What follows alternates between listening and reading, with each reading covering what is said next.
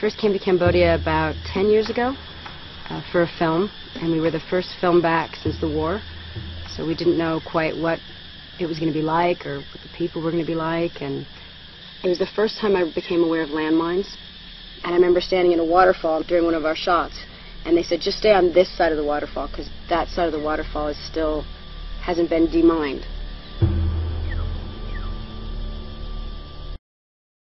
From America, I thought, what does that mean? It hasn't been demined. It's just the craziest. It doesn't cross our mind that there are all these children and people walking around areas that have landmines in the grounds, and that that's just a part of their daily life.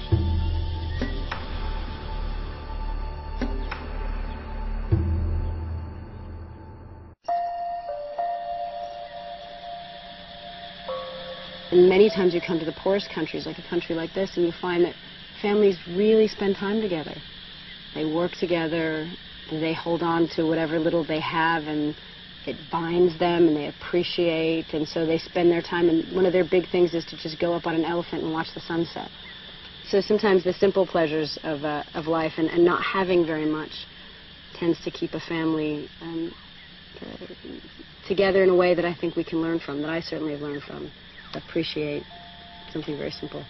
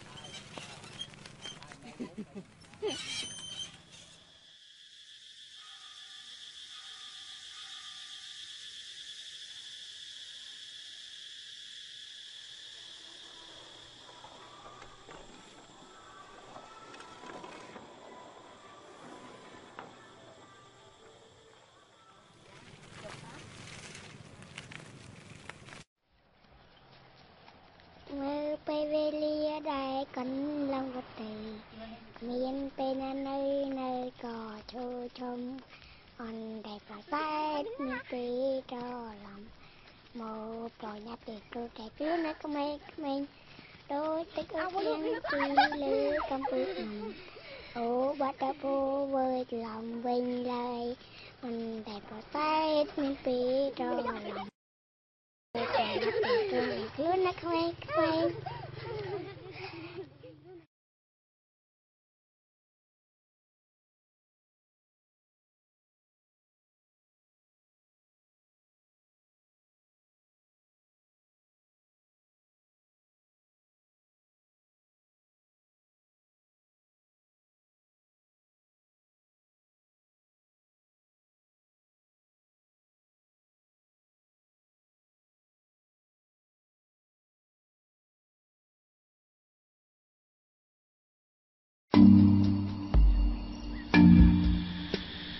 I'm always very excited when I'm on my way to some place that I've never seen.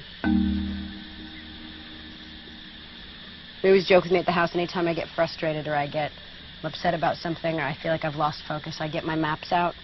I've been given many a globe and a map over the Christmases and birthdays. But my dream has always been to cross the Sahara.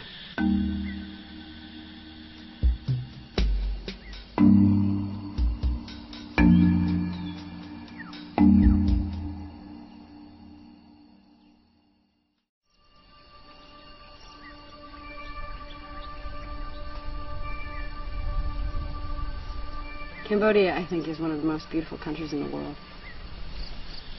I fell in love with it at first, and the people, and then I came back a few years later with the UN. I was playing bricks with a little boy on the floor. We were playing with these blocks, and it dawned on me that my family was here, and and I had never really, I'd thought about adoption, but I hadn't really it hadn't all made sense. It hadn't come together. I wasn't ready to be a mom. I didn't know anything. But I saw this little boy, and I thought, I don't know, I don't believe in fate or destiny or things like that, but something suddenly felt right. And then I came back a third time and met my son.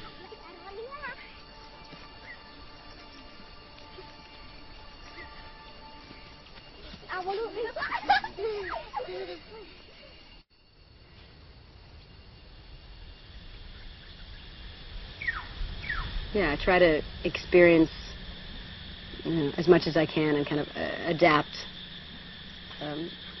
so we can blend and have a full experience. So you try to not hold on to those things that are your comforts of home, and you try to let them go and be of the new country. The biggest thing, actually, to be honest, here in Cambodia is my boys love to eat crickets.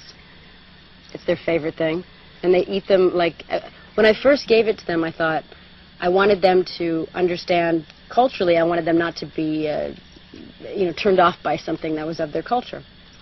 So I bought it, and I said, let's all... And they ate them like Doritos, and they wouldn't stop. And they brought to-go boxes home, and I had to actually ban the cricket eating at a certain point because I was afraid they were going to get sick from too many. So as soon as we landed, we had a friend bring us 2 to-go boxes full of crickets, and we all sat in the car eating them. But they're good. They are like a potato chip.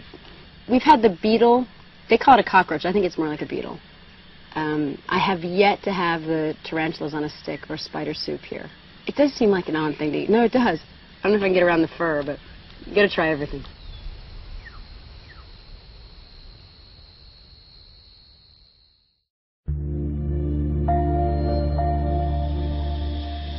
It was a really, really big education for me in how much I didn't learn in school, because they'd touched on the Vietnam War, and they'd touched on maybe a little bit about Cambodia, but they really didn't, in the school I went to, get into depth about really what happened and really how much these people suffered and really how horrific it was. And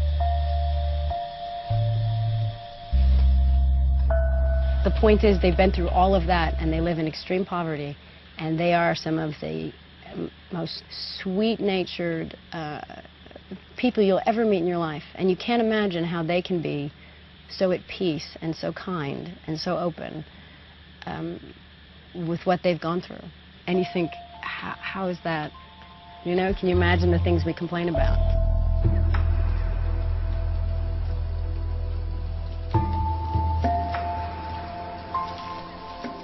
There's a very, very dark, heavy side to this country, but there's also a great deal of beauty and an extraordinary amount of good people doing great work and helping each other. And it is extremely important to focus on all that they do have that's beautiful, and all that they have accomplished, and all that they've come through, considering their past.